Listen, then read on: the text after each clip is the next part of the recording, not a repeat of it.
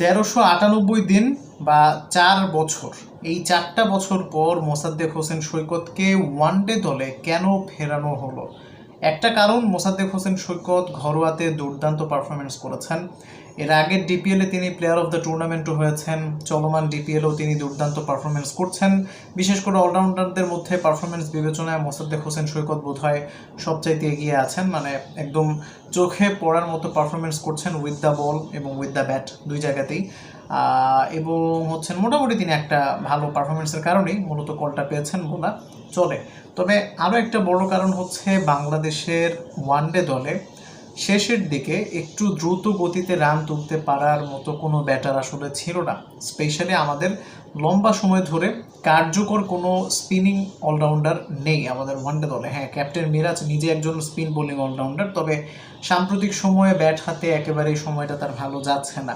আর নিচের দিকে একজন স্পিন বোলিং অলরাউন্ডারকে বাংলাদেশ খুঁজছিল, কারণ 40 থেকে 50 এই 10টা ওভারে রানের চাকা সচল রাখতে হলে শুধুমাত্র গ্যাপ ফাইন্ড করে স্ট্রাইক রোটেট করলেই হয় না, মাঝে মধ্যে বোলারদের উপর চড়াও হতে হয়। 4-6 মেরে রানের চাকাটা একটু বেশি দ্রুত গতিতে সচল রাখতে হয়, যে কাজটা করার মতো কোনো ব্যাটার আমাদের লম্বা সময় ধরে ছিল না। বেসিকলি সেখানে মোসাদ্দেক হোসেন সৈকত হতে পারেন খুবই কার্যকর একজন ব্যাটার, এবং বল হাতেও মোসাদ্দেক চমৎকারভাবে কিছু ওভার তো অবশ্যই করবেন। তবে আমার ব্যক্তিগতভাবে মনে হয় মোসাদ্দেক হোসেন সৈকতের জন্য একটু কঠিন হবে, কারণ প্রতিপক্ষ আসলে অস্ট্রেলিয়ার মতো একটা দল, এবং অস্ট্রেলিয়ার একেবারে ফার্স্ট স্ট্রেংথ টিম বলা চলে। খুবই কঠিন একটা প্রতিপক্ষ, কঠিন সব প্লেয়ার এখানে। তবে এই বড় প্রতিপক্ষের বিরুদ্ধে আসলে মোসাদ্দেককে প্রমাণ করতে হবে, যদি তিনি ঘরোয়া ক্রিকেটের পারফরমেন্সকে জাস্টিফাইড করতে চান, যে না ওইটা জাস্টিফাইড ছিল যে ঘরোয়াতে ভালো করলে অবশ্যই ন্যাশনালে কল আপ পাওয়া উচিত। তার প্রমাণ কিন্তু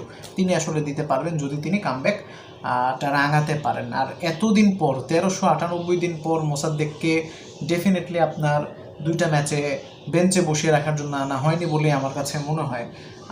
তিনি ম্যাচ পাবেন বলে আমার কাছে মনে হচ্ছে। 2 ম্যাচের স্কোয়াড দিয়েছে, সেখানে মোসাদ্দেক আছেন।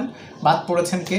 আগের সিরিজে খেলা আফিফ হোসেন ধ্রুব, ও হ্যাঁ, নুরুল হাসান সোহানও আবার যুক্ত হয়েছেন। এর আগে সিরিজ সম্ভবত তিনি খেলেননি, তাকে আবার ডাকা হয়েছে। আর মাহিদুল ইসলাম অঙ্কনকেও বাদ দেওয়া হয়েছে। সো মোসাদ্দেক আসলে কেমন করবেন তা দেখা যাবে 9 তারিখে এবং 11 তারিখেই। তো 9 আর 11 এই 2 দিন হচ্ছে আপনার 2টা ম্যাচ, আমি খুব বেশি ভুল না করে থাকলে।